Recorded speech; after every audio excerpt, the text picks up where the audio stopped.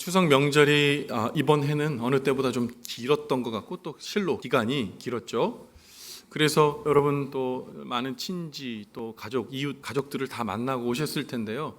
이게 명절이 길다 보니까 그냥 계속 집에만 있을 수 없으셔서 또 가까운 데 나들이 또 나가시는 분들도 꽤 많이 있었던 것 같아요. 저도 저희 장인 어르신 모시고 같이 가까운 곳에 한번 나가봐야겠다 생각하고 간 곳이 있었는데 생각보다 굉장히 대만족이었습니다. 양평 쪽으로 갔는데요. 양평에 하면 두물머리만 여러분 생각하시잖아요. 그런데 양평 쪽에 가면 다산 정약용 선생의 유적지가 있습니다. 그래서 다산 유적지라고 있는데요. 가봤더니 상당히 좋더라고요. 두물머리도 괜찮지만 거기도 강 지류에 또 시원한 바람이 불고 또 갈대밭도 있고 너무 좋았어요. 편안하게 또 좋은 시간을 가졌습니다. 여러분들도 시간이 이번 연휴도 또 시간이 있잖아요. 가 보시기를 강추합니다. 그런데 거길 가서 좋은 시간을 보내고 딱 돌아오는데 그 다산 정약용 선생의 유적지가 원래 이름은 다산 정약용 선생의 유배지입니다. 다산 정약용 선생이 강진에도 계셨지만 이 남양주에서도 그런 시간들을 보내셨거든요. 여러분 유배지는 어떤 곳입니까? 치욕스러운 현장 아닙니까? 아마 다산 정약용 선생이 그곳에 있을 때는 온갖 고초도 당하시고 외부와 단절되고 굉장히 힘들고 어려운 장소였을 겁니다. 그런데 지금은 사람들이 쉬어갈 수 있는 아주 좋은 장소가 되어 있더라고요. 그걸 보면서 무슨 생각을 했냐면 여러분 우리 주님께서 우리를 위해 죽으신 그리고 수치를 당하신 그 수치 위에 여러분 우리는 평안을 누리게 되었습니다.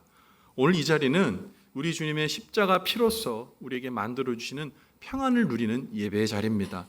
여러분 오늘 이곳에서 하나님께서 주시는 평안과 쉼을 또 은혜를 누리시는 저와 여러분 되시기를 주님의 이름으로 간절히 축원을 드립니다. 오늘 말씀을 계속 이어가려고 하는데요. 프랑스의 여류 작가이면서 철학자가 있는데 여성인데요. 시몬드 보부아르라는 사람이 있습니다. 시몬드 보부아르. 그런데 이 사람이 쓴 책 중에 피리스와 시네아스라는 에세이가 있어요. 간단한 이야기입니다. 피네스와 시네아스. 근데 이 에세이 내용이 이렇습니다. 피네스가요, 이 고대 그리스의 왕입니다. 그리고 시네아스는 그의 신하였습니다. 그 왕이었던 이 피네스가 어느 날 시네아스, 자기 신하인 피네아스를 보냅니다. 오라고 합니다. 그리고 넓은 지도를 펴놓고요. 이제 피네스가 시네아스에게 이렇게 얘기합니다. 잘 들어 시네아스, 내가 이제 올 봄에 정복할 나라를 지도에 그려놓았네. 나는 이 나라를 점령하기 위한 모든 계획을 다 준비해 놓고 있어. 그러면서 자기의 신하 시네아스에게 다 자기 전략을 이야기합니다. 그랬더니 그 신하된 시네아스가 이렇게 얘기합니다. 왕이시여, 그러면 이 땅을 정복하고 난 이후에는 어떻게 하실 겁니까? 아, 그래? 그러더니 옆에 있는 그 나라를 또 지목합니다. 내가 이 땅을 점령한 다음에는 바로 옆에 있는 이 나라를 침략해서 내가 그 땅을 내가 취할 거야. 그랬더니 시네아스가 또 그렇습니다. 또 이야기합니다. 그러면 그 땅을 정복하면요, 여러분 감이 오시죠? 시네아스가 계속 물어봅니다. 그 다음은요? 그 다음은요? 그 다음은요?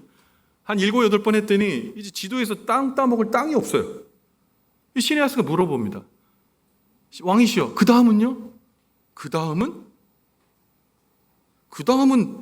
편안히 쉬어야 되겠지? 이렇게 얘기를 하는 겁니다. 그렇자 시네아스가 왕에게 얘기합니다. 아니 왕이시여, 결국 마지막 목표가 휴식이고 쉬시는 것이라면 지금 쉬시면 안 됩니까? 이 굉장히 재미난 이야기인데 제가 말을 잘못해서 성공을 못했어요. 이 무슨 얘기입니까? 목표를 가지고 정복전쟁을 하는 것이 일생의 목표인데 결국 마지막에 쉬는 거라면 시네아스는 얘기하는 거예요. 신하는 얘기하는 겁니다. 그러면 그것이 마지막에 목적이 편히 쉬는 거면 지금 왕이신 당신께서 쉬는 게 낫지 않습니까? 그게 목표라면서요. 이렇게 얘기하는 겁니다. 여러분 이 이야기가 어떤 이야기를, 어떤 교훈을 내포하고 있는 걸까요? 여러분 이 이야기는 우리가 인생을 사는 목적이 무엇인지 그리고 어떻게 살아야 하는지에 대한 생각을 하게 됩니다. 질문이 생기는 거예요. 왜 사시는 겁니까? 무엇을 위해 사시는 겁니까? 그리고 어떻게 살고 계십니까를 물어보는 거예요. 목표를 위해 열심히 사는 것이 인간에서 최고의 덕목인지, 아니면 어차피 휴식할 거니까 지금부터 편안하게 인생을 즐기며 사는 것이 맞는가? 이것은 모든 인생이 경험하게 되는 인생에 대한 문제 또는 질문이겠죠. 아마 근데 이 이야기는 우리에게 도전을 줍니다. 우리 모두 정신없이 바쁜 삶을 살고 있습니다. 모두 열심히 살고 계실 거예요. 마치 경주마처럼 앞에만 바라보며 막 달려가는 인생들을, 그것이 나이가 연소하시든 나이가 드셨든 살고 계실 겁니다. 그야말로 우리가 살아가는 인생, 그냥 잘못 생각하면, 조금만 놓치면 뭘 위해 살고 있는지 모르는 인생이 바로 우리의 인생이기도 합니다. 그저 앞만 보고 열심히 살아갑니다. 그런데 잘 살아보려고 노력하면 노력할수록 여러분 어떠시던가요? 열심히 살려고 노력하면 노력할수록 오히려 몸과 마음은 피폐해지고 늘 피곤하고 무기력한 우리를 종종 보게 됩니다. 재미도 없고 재미있는 것도 없고. 여러분, 그럼 여기에 대답을 어떻게, 우리의 인생을 무기력하지 않게 행복하게 즐겁게 살려면 도대체 어떻게 해야 됩니까? 세상에 많은 것들이 답을 주고 있지만 성경은 우리에게 답을 주는데 무엇보다도 우리에게 평안과 구원을 주시는 하나님께 집중하라고 말합니다. 그러나 하나님을 모르는 세상의 사람들, 그러나 하나님을 안다 하면서도 하나님을 의지하지 않는 사람들은 그저 열심히 살려고 노력할 뿐 하나님을 거부합니다. 그래서 오늘 지혜자였던 솔로몬은 하나님이 없는 인생이 어떠한 인생인지 분명히 우리에게 보여주면서 우리가 하나님께서 주시는 평안을 누리라고 오늘 촉구하고 있습니다. 오늘 솔로몬이 이야기하고 있는 하나님 없는 인생의 민낯을 같이 들여다봅시다. 그리고 그 하나님 없는 인생을 통해 그 우리의 모습을 거울처럼 바라보면서 우리 하나님 안에 주시는 평안, 그리고 그 기쁨이 무엇인지 실로 깨닫고 하나님 없는 인생이 아니라 하나님과 함께하는 인생이 되어 하나님 주신 참 평안과 기쁨을 누리는 저와 여러분의 행복의 시작의 시간이 되기를 주님의 이름으로 간절히 축원을 드립니다. 여러분, 먼저 그렇다면 솔로몬이 이야기하고 있는 하나님 없는 인생은 어떤 인생일까요? 먼저 하나님 없는 인생은, 잘 들으세요, 참 평안이 없는 인생입니다. 뭐라고요? 참 평안이 없는 인생입니다. 오늘 본문의 말씀인 전도서 4장 4절의 말씀을 보면 세상의 출세와 성공을 위해 앞만 보고 달리는 사람의 인생이 얼마나 헛된지 오늘 이렇게 얘기하고 있습니다. 전도서 4장 4절이요. 같이 한번 읽어봅니다. 시작. 내가 또 본즉 사람이 모든 수고와 모든 지주로 말미암아 이웃에게 시기를 받으니 이것도 헛되어 바람을 잡는 것이로다. 아멘. 여러분, 오늘 전도자인 솔로몬은 많은 어려움과 난관을 뚫고 모든 수고와 모든 재주로 열심히 수고해서 정말 높은 자리까지 올라간 거예요. 성공한 사람에게 사람들은 인정해주고 칭찬해주기보다는 그의 성공을 오히려 시기하고 질투한 일을 만나게 됩니다. 여러분, 단적인 예를 들어볼까요? 우리나라의 청문회 한번 보십시오. 장관에 한번 내정되면요, 그 사람을 정말 속까지 그냥 달달달달 다 털어냅니다. 그 사람이 과거에 했던 발언, 그 사람이 과거에 했던 이야기, 맥락과 관계없이 끌어다가 떨어뜨리고 합니다. 그 사람을 많은 사람들이 생각하고 좋은 사람이라고 생각 추천했는데 그냥 발가벗겨져가지고 낙마되는 경우도 정말 많이 있습니다. 좋은 분을 뽑기 위한 이야기도 있지만, 그런 의도도 있지만 사실 그것이 사람의 본능입니다. 어떤 사람이 성공하면 그 사람의 성공을 칭찬해 주기보다는 그 성공을 시기하고 질투하고 또한 어려워하고 그리고 끌어내리려고 하는 것이 우리의 삶의 자리인지도 모를 일입니다. 그래서 전도자는 얘기하는 겁니다. 솔로몬은 얘기하는 겁니다. 성공했으나 그 성공이 오히려 파멸로 이뤄가는 시작이 되니 인생이 어찌 허무하지 않냐, 그렇게 얘기하는 겁니다. 그런데 솔로몬 전도자가 얘기한 그 이야기보다 우리나라 속담이 아주 명쾌하게 이것에 대해서 이야기하고 있어요. 제가 속담을 하나 말할 테니까 뒤를 맞춰보세요. 사촌이 땅을 사면 다 알고 계시네. 사촌이 땅을 사는데 왜 내 배가 아픈 거죠? 사촌이 땅을 사면 박수 쳐줘야 되는 거 아니에요? 아, 잘 샀어. 그런데 사촌이 땅을 사면 네 배가 아파요. 부럽기도 하지만 짜증이 나는 겁니다. 비교하게 되니까요. 여러분, 우리가 성공한다고 해서 그 성공을 모든 사람에게 인정받기는 상당히 어려운 일입니다. 성공했으나 오히려 사람의 미움을 받게 되는 그 일을 맛보게 되니 그것이 어떻게 행복하게 하다고 얘기할 수 있냐, 그렇게 얘기하는 겁니다. 그런데 이렇게 열심히 해서 성공한 사람도 있지만 반대로 가는 사람이 있어요. 아까 신하인 시내아스의 얘기 기억하시죠? 그 다음에 뭐 할 건데요? 그냥 쉬시면 되시잖아요. 인생의 목적이 어떤 성공을 위해 달리는 것이 아니라 그냥 편안하고 안락한 인생을, 나태하게 지내는 인생, 그거 괜찮지 않을까 생각하지 모르겠지만 성경은 그렇게 얘기하지 않습니다. 전도서 4장 5절 말씀을 같이 한번 읽어볼게요. 시작. 우매자는 팔짱을 끼고 있으면서 자기의 몸만 축내는 도다. 아멘. 이 반대입니다. 우매자는요, 팔짱을 끼고 있으면서 아무 일도 안 하는 겁니다. 빈둥 노는 거예요. 팔짱을 끼고 있으면서 밥만 축내는 겁니다. 여러분, 그런 인생을 행복하다고 말할 수 있을까요? 그런 인생을 평안하다고 볼 수 있을까요? 아니요.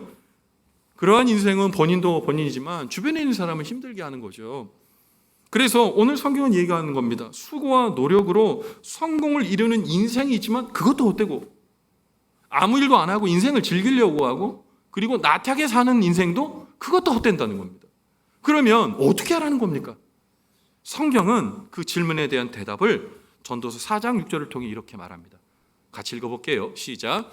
두 손에 가득하고 수고하여 바람을 잡는 것보다 한 손에만 가득하고 평온함이 더 나으니라. 아멘. 여러분, 두 손에 가득하다는 게 뭡니까? 재물을 주려고 두 손으로 움켜쥐려고 하는 거예요. 그 노력을 하는 겁니다. 그런데 그것이 바람을 잡는 것 같다는 거예요. 성공해야지, 애써야지, 그게 나쁘다는 것은 아닌데 그것만 목적으로 사는 것은 성경은 우매하고 지혜롭지 못하다고 얘기하는 겁니다. 성경은 오늘 뭐라고 얘기합니까? 한 손에 가득하고. 한 손에 가득하다는 거 뭡니까? 두 손으로 줄 수 있는데 왜 한 손으로 줘요? 일용할 겁니다. 자족하는 겁니다. 더 가지려고 하는 것보다 충분하게 내가 가졌다, 하나님 주신 은혜가 내게 귀하다라고 생각하고 만족하고 감사하면서 하나님을 바라보고 하나님이 위로부터 나를 주시는 평안을 누리는 인생이 최고의 인생이라는 거예요. 여러분, 그런데 우리는 어떻습니까? 욕심 부리지 않으려고 해도 욕심이 나잖아요. 적은 소유는 우리 너무 싫잖아요. 여러분, 그런데 기억하셔야 되는 거예요. 적은 소유가 가난하고 궁핍한 소유가 아니라 하나님께서 주신 보화와 재물을 감사히 여기고 두 손으로 쥐고 있지만 한 손은 이웃을 향해, 한 손은 내가 삶의 자리에 주신 은혜를 감사하며 그렇게 살라는 겁니다. 그러면 평온함이 우리에게 몰려오게 되는 거죠. 그런데 우리는 그냥 두 손을 다 쥐고 살려고 하니까 욕심이 거기 있고 자족은 없고 날마다 계산하고 머리만 아프고 자기가 갖고 있는 것을 지키려고 하다 보니 인생이 불안하고 비참하게 될 수밖에 없는 겁니다. 아무리 많은 재산을 가지고 있더라도 심령의 평온이 없으면 그거 뭐 땄습니까? 집안의 금고에 뭐 그럴 리 없겠지만 누가 저에게 100억을 줬다고 생각해 봅시다. 제가 그것을 100억을 집에다 쟁여놓고 있어요. 저는요, 잠 못 잘 것 같아요. 외출도 못 할 것 같아요. 왜요? 날마다 거기에 신경이 다 가 있는 겁니다. 하나님이 우리에게 항상 말씀하세요. 재물과 하나님을 겸하여 섬길 수 없어요. 재물은 욕심의 대명사이기 때문이거든요. 자족하는 삶, 그리고 하나님께서 주시는 그 은혜를 경험하면서 주님과 동행하는 삶 가운데 있을 때 우리는 생명의 은혜로 돌보시는 하나님의 은혜를 경험하게 돼요. 예수님 앞에 유산 상속에 대해서 어떤 사람이 재판장 돼달라고 유산을 똑같이 공평하게 나눠달라고 예수님 앞에 찾아온 두 사람이 있었습니다. 그런데 예수님께서 그들에게 7대5, 7대5가 안 되는 거죠. 5대5 또는 6대4 뭐 이렇게 나눠라 라고 얘기한 게 아니라 뭐라고 말씀하셨는지 아세요? 누가복음 12장 15절에 이렇게 말씀하십니다. 누가복음 12장 15절입니다. 같이 읽습니다. 시작. 그들에게 이르시되 삶과 모든 탐심을 물리치라. 사람의 생명이 그 소유에 넉넉한 데 있지 아니하니라 하시고. 그런데 우리는 소유에 넉넉한 데 생명이 있고 그리고 행복이 있다고 생각하잖아요. 맞죠? 예수님께서 말씀하시는 거예요. 하나님께서 원하시는 삶은 욕심부리며 탐심을 가지고 사는 삶이 아니니 그 탐심을 물리치고 모든 소유의 넉넉함에 행복이 있다라고 생각하면 안 된다라고 말씀하시는 거예요.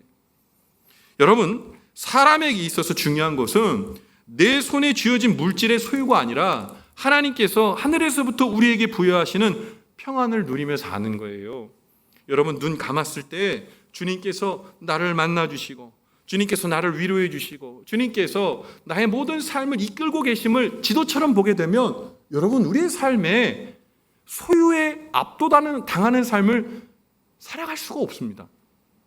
그런데 눈을 감으면 하나님 안 보이는 거예요. 눈을 감아도 하나님께서 역사해 주시는 음성이 안 들리는 거예요. 내비게이션이 없는 거예요. 그러면 어떻게 해야 될까요? 눈에 보이는 것 잡아야죠. 제일 확실하고 제일 빠른 게 뭡니까? 뭐니 해도 머니인 겁니다. 재물이요, 명예요. 그런데 놀라운 것은 그것이 영원한 것이 아니라 헛되기 때문에 문제가 있는 겁니다. 사랑하는 성도 여러분, 큰 성공을 위해 몸도 돌보지 않고 하나님도 잊어버리고 사시지 말길 바랍니다. 큰 성공을 위해, 그리고 세상의 안락을 위해 주님을 분실하게 되지 않게 되기를 바랍니다. 하루하루 하나님께서 우리에게 선물과도 같이 주신 시간들을 귀히 여기면서 주님께서 주신 것에 대한 자족, 이 자족은 패배감이랑 다릅니다. 주신 것에 대한 감사가 내 마음 가운데 벅차오르면 내게 있는 모든 것이 감사인 거예요. 그런데 욕심이 내 마음 가운데 또아리를 틀고 있으면 모든 것이 원망의 소재가 됩니다. 왜 나는 저 사람이 가진 것을 나는 못 갖고 있지? 왜 나는 저 사람이 타고 다니는 자동차를 타지 못하는 거지? 왜 저 사람의 행복이 왜 나는 같지 않지? 왜 나에게만 이런 나쁜 일만 계속되지? 라는 말이 우리 입에서 화수분처럼 쏟아져 나올 수밖에 없는 겁니다. 사랑하는 성도 여러분, 축복합니다. 하나님께서 허락해 주신 이 인생 가운데에 주신 것에 대한 자족과 감사, 그리고 하나님께서 주시는 위로부터 주시는 평안을 구하고 그 주님과 함께 동행함으로 말미암아 헛되고 헛된 인생에 속지 않고 분명한 평안의 주인이신 주님과 함께 기쁨의 삶을 확실히 누리는 저와 여러분의 분명한 성공적인 그리스도인의 삶 사시기를 주님의 이름으로 간절히 축원을 드립니다. 여러분, 두 번째, 이제 마지막인데요. 하나님의 없는 인생은요, 자신 외에는 사랑할 사람이 없는 인생입니다. 자기 외에는 사랑할 사람이 없어요. 혼자인 거예요. 고립감, 외로운 삶인 거예요. 오늘 본문의 말씀인 전도서 4장 8절의 말씀은 세상적으로 수고하고 애쓰는 인생을 살지만 정작 자신 외에는 사랑할 사람이 아무도 없는 홀로의 인생에 대해 그 인생이 헛되다라고 말합니다. 전도서 4장 8절의 말씀인데요, 같이 한번 읽어봅니다. 시작. 어떤 사람은 아들도 없고 형제도 없이 홀로 있으나 그의 모든 수고에는 끝이 없도다. 또 비록 그의 눈은 부요를 족하게 여기지 아니하면서 이르기를 내가 누구를 위하여는 이같이 수고하고 나를 위하여는 행복을 누리지 못하게 하는가 하여도 이것도 헛되어 불행한 노고로다. 아멘. 제가 새 번역 성경으로 한번 읽어드릴 테니까요, 한번 따라와 보세요. 한 사람이 있다. 자식도 형제도 없이 혼자 산다. 그러나 그는 쉬지도 않고 일만 하며 산다. 그렇게 해서 모은 재산도 그의 눈에는 차지 않는다. 그러면서도 그는 가끔 어찌하여 나는 즐기지도 못하고 사는가? 도대체 내가 누구 때문에 이 수고를 하는가? 하고 말하니 그의 수고도 헛되고 부질없는 일이다. 여러분, 임영웅이라는 가수 아시죠? 이 대한민국은 임영웅 아리를 하고 있대요. 임영웅의 피해자들이라는 사진 보셨어요? 콘서트 홀이 있는데요, 젊은 사람 한 100명, 한 100여 명 되는 분들이 핸드폰 보며 누군가를 기다리고 있어요. 누군지 아세요? 엄마 모시고 가려고. 임영웅 콘서트 이렇게 갔는데 엄마가 갈 방법이 없으니까 모셔다 데리고 끝날 때까지 밖에서 기다리는 거예요. 근데 우리 아주머니들이 왜 임영웅을 그렇게 좋아합니까? 임영웅이 얼굴이 잘생겨서? 맞습니다. 뭐 그럴 수 있습니다. 노래를 잘해서? 예, 그럴 수 있습니다. 그런데 중요한 건 뭐냐? 그가 부르는 노래의 메시지가 나는 왜 살지? 에 대한 해답을 주더라는 거예요. 가족 위에 또 남편 위에 열심히 살았는데 아들이 있고 남편은 있는데 나는 없는 거예요. 그런데 어느 날 나만 믿어요라는 노래를 듣게 된 거죠. 근데 나만 믿어요의 후렴 보면 기가 막혀요. 굳은 비가 오면 세상 가장 큰 그대의 우산이 될게. 그댄 편히 걸어가요. 걷다가 지치면 내가 그대를 안고 어디든 갈게. 이제 나만 믿어요. 와, 끝내주지 않습니까? 근데 임영웅이 노래는 또 왜 이렇게 잘해요? 듣고 있으면 은혜 받은 것 마냥 눈물이 쫙 나는 거예요. 제가 그랬다는 게 아니라 눈물이 쫙 나는 거예요. 인생을 보상받은 것 같은 거예요. 그래서 어느 칼럼을 보니까 칼럼 제목이 뭐냐면 3년째 이러고 있다라는 칼럼이 있어요. 이게 뭐야 봤더니 임영웅 안지 3년이 된 거예요. 그래서 팬덤이라는 게 이 마음이 금방 식잖아요. 1년 정도 내가 이 사람 좋아하면 끝나겠지. 근데 지금도 그러고 있다는 거예요. 왜냐? 내가 사는 이유에 대해서 보듬어 주는 거예요. 그럴 리 없죠. 외간 남자가 뭘 믿어요? 그 사람은 어떻게 믿어요? 그런데 그 메시지가 나에게 강력한 힘을 주는 거예요. 그래도 살만한 인생이다. 누군가 나를 그렇게 사랑해 준다는 착각이라도 하고 싶은 거예요. 그것이 우리의 인생이거든요. 여러분, 오늘 본문에 이렇게 얘기합니다. 한 사람이 있는데요. 자식도 현재도 없이 혼자 산다 그럽니다. 이거는 홀로 산다는 이유, 이 이야기는 자식 형제 태어날 때부터 없는 게 아니라 있었어요. 형제도 있고 자식도 있는데 의절하고 사는 겁니다. 돈 모으고 열심히 살려고, 더 좋은 삶 살려고. 근데 돈 모았는데요, 많이 벌었는데요, 뭐 해야 될지 모르는 거예요. 나 이러려고 인생에 이렇게 돈 모으고 살았나? 내가 이러려고 내가 그렇게 열심히 살았나? 애들의 말로 현타가 오는 겁니다. 그러니 뭡니까? 그 허무가 마음을 뭉그러뜨리는 겁니다. 결국 돌아봤더니 나 혼자인 거예요. 절망감이 드는 거죠. 열심히 살았는데 주변에 아무도 없어요. 터놓고 얘기할 사람도 아무도 없는 겁니다. 스스로 자초한 건데도 그것에 대해서 깨닫지 못하는 겁니다. 그래서 전도서 오늘 본문의 마지막 9절 10절에 보면 고독한 삶을 벗어날 방도에 대해서 전도자는 말하고 있거든요. 전도서 4장 9절부터 10절 말씀입니다. 같이 읽어볼게요. 시작. 두 사람이 한 사람보다 나음은 그들이 수고함으로 좋은 상을 얻을 것임이라. 혹시 그들이 넘어지면 하나가 그 동물을 붙들어 일으키려니와 홀로 있어 넘어지고 붙들어 일으킬 자가 없는 자에게는 화가 있으리라. 아멘. 고독한 삶에서 벗어나려면, 의미 있는 삶을 살려면 혼자가 아니라 함께하는 사람이 있어야 된다는 거예요. 여러분, 이번 추석 명절에 우리 가족 친지들 만나셨죠? 그분들 귀한 분들입니다. 그분들과 우리 가족의 우리 부모님, 우리 자녀들 있어서 우리가 함께 화목할 수가 있는 거예요. 지금의 시대는 단절의 시대입니다. 서로 알기를 원하지 않아요. 심지어 저도 이제 전화 신방 같은 거 하잖아요. 뭐 다 그런 건 아니지만 젊은 세대 분들은 전화 딱 하면 딱 받고 이렇게 얘기합니다. 목사님, 중요한 거 아니면 문자로 보내세요. 중요한 거 아니면 카톡으로 보내주세요. 근데 그게 저를 싫어하는 게 아니에요. 우리 젊은 세대는 그것이 가장 젠틀한 방법인 거예요. 구구절절히 얘기하지 않아도 문자로도 소통이 가능한 거거든요. 근데 문제는 메시지는 전해지지만 대면과 대면에서 이야기하지 않으면 교류가 없어요. 메시지는 수단이지만 얼굴 보고 얘기하는 것은 우리가 소위 말해서 정이 오고 간다고 얘기하잖아요. 감흥이 있고 그리고 거기에 함께하는 함께 의식이 거기 있는 거예요. 여러분, 그런데 오늘 성경도 얘기하는 거예요. 두 사람이 한 사람보다 낫다는 겁니다. 같이 수고하면 좋은 상을 얻을 거래요. 이게 무슨 말입니까? 하나님 앞에서도요, 홀로 단독자가 아니라 함께 일하고 함께 땀 흘리고 함께 웃고 함께 웃을 때 하나님께서 그것을 상이 있다 말해 주신다는 겁니다. 그리고 하나가 넘어지면 그 동무가 붙들어 일으켜 줄 수 있는 거잖아요. 홀로 있어 넘어지고 붙들어 일으킬 자가 없는 자는 화가 있으리라, 그렇게 얘기합니다. 예전에 우리 교회는요, 이런 교회였어요. 하나 자빠지면 일으켜 주는 교회였어요. 누가 아프고 누가 힘들면 다 중보기도 할 뿐만 아니라 알아봐주고 이야기해주고 함께하는 그런 공동체였습니다. 그런데 우리 한국교회가 점점 성장했는데, 성장하면서 오히려 뭐냐, 서로의 벽이 더 심해졌어요. 그럼 좌우 옆 앞뒤 보세요. 친하세요? 지금 좌우 앞뒤 옆에 계시면 제가 맨날 얘기합니다. 하나님의 이름으로 평안하세요라고 얘기하는데, 자, 두 종류가 있습니다. 과하게 하신 분 있어요.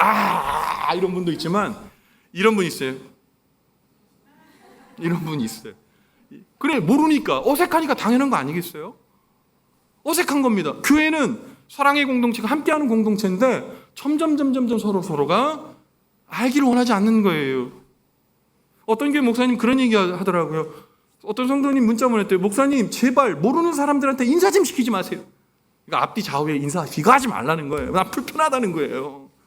날마다 파트너들 달라지는데 그냥 말씀만 듣고 좀 갈 수 있도록 제발 좀 나 좀 내버려 달라고 그렇게 부탁을 하더라는 거예요. 우리 교회는 그런 분 한 분 없을 줄 믿습니다.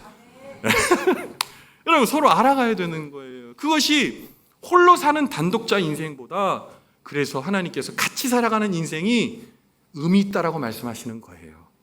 여러분, 인생에 주는 허물은 깨트려야 됩니다. 가치감으로 인해서 깨트려야 합니다. 홀로 있으면 욕심 부려요. 홀로 있으면 욕심이 생겨요. 같이 있으면 나눠주는 거예요. 같이 있으면 좋은 것들을 같이 꿈꾸는 거예요. 꿈꾸는 공동체가 되는 거예요. 사랑하는 성도 여러분, 오늘 우리의 인생을 한번 돌아봅시다. 오늘 내 삶의 자리는 누군가와 함께하는 인생입니까? 아니면 나 홀로의 인생입니까? 여러분, 오늘 우리의 인생은 하나님이 없는 평안을 찾으려고 헤매고 다니는 인생입니까? 아니면 하나님 한 분만으로도 화려하지 않아도 평안의 삶을 살고 있는 행복자의 삶입니까? 여러분, 그것에 대한 질문 분명해야 한다는 거예요. 오늘 말씀을 정리하면서 여러분과 행복이라는 찬양을 함께 하려고 원해요. 오늘 말씀과 정확하게 궤를 같이 하고 있어요. 여러분, 이 찬양하면서 오늘 말씀이 우리 마음 가운데에 자리매김하게 되길 바랍니다.